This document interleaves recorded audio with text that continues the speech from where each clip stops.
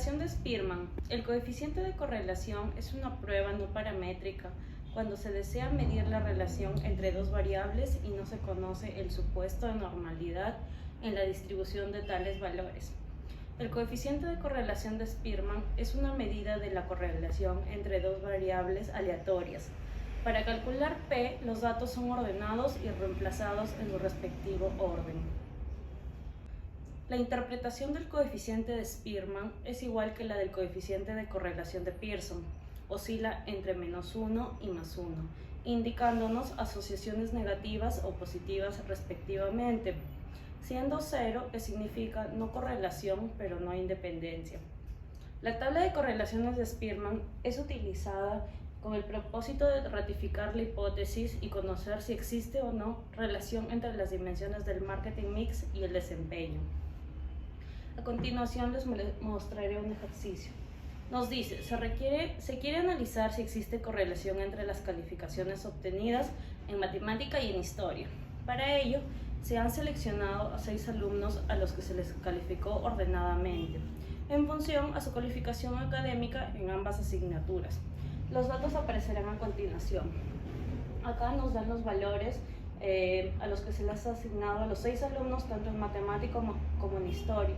Allá tenemos la fórmula donde n significa la muestra y la d es la diferencia de rangos. En este caso ya tenemos los valores asignados en matemática y en historia, donde la diferencia es la resta entre matemática e historia, y luego la diferencia de rangos al cuadrado, que su sumatoria llega a ser 8. En la muestra tenemos 6, la diferencia de rangos 0 y la diferencia de rangos al cuadrado es 8. Ya tenemos la fórmula y acá realizamos todo el proceso. Nos dice que es 1 menos 6 por 8 sobre 6 al cubo menos 6, dando como resultado 0.7. En este caso se puede observar que es una correlación positiva, ya que se aproxima al extremo del 1. En este caso se interpreta que a medida que aumenta el orden de matemática, también aumenta el orden de historia. Análisis ANOVA. El análisis ANOVA parte de una muestra de datos no de toda una población, sino de una pequeña parte de ella. Y de esta pequeña parte de la población se tiene diferentes características que se pueden medir, que vendrían a ser variables cuantitativas. El análisis ANOVA nos va a servir para comparar una variable cuantitativa en función de unos grupos. La ANOVA nos dice si existen diferencias significativas entre la población de la muestra. Vamos a aplicar un caso práctico sobre cómo influye el cambio de envases en las ventas. En la marca Live hemos seleccionado 4 zonas geográficas donde se suele vender más yogur, viendo el tamaño del mercado, los gustos, etc.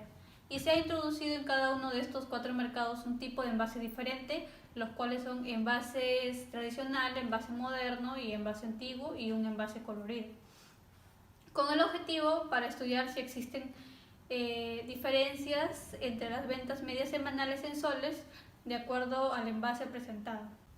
El tipo de medida es nominal, ya que el tipo de envase es una cualidad y no realmente un valor numérico con lo que se puede hacer operaciones matemáticas. Vamos a comparar las ventas medias semanales obtenidas por cada tipo de envase. Pulsamos sobre el botón Analizar, Comparar medias y te va directo a la opción ANOVA de un factor. La variable dependiente sería las ventas semanales y el factor el tipo de envase. Finalmente, la tabla ANOVA, donde nos da este resultado, nos sale el resultado del contraste. En la ANOVA, la hipótesis nula sería que las ventas medias son iguales para todos los tipos de envase. La hipótesis alternativa sería que existen diferencias entre las ventas medias que se deben al tipo de envase. Si utilizamos como nivel de error del contraste el 5%, es la opción por defecto. Comprobamos que el p-valor es menor que el nivel de significación utilizado, también denominado alfa, y por tanto la muestra presenta suficiente evidencia como para rechazar la hipótesis.